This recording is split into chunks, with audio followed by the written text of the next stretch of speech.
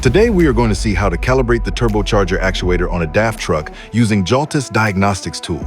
This procedure is key to ensuring optimum engine performance and avoiding overboost failures.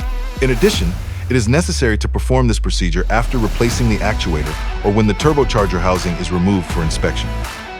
We connect the Jaltest to the vehicle's OBD connector and select the Engine Control Unit, PCI. In this case, we are working on a DAF Euro 6. Within the menu, we select Engine Management System and access the system calibrations. Among these is the turbocharger actuator calibration, where the final mechanical positions of the turbocharger mechanism will be checked and stored in the control unit.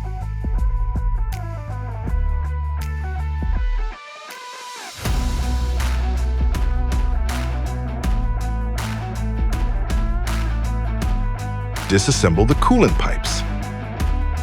Disconnect the component. Disassemble the anchorage screws.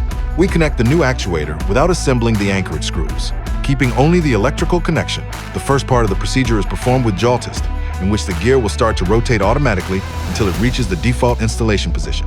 Once finished, we will assemble the actuator, and then we will continue following Jaltest instructions to calibrate the electric motor.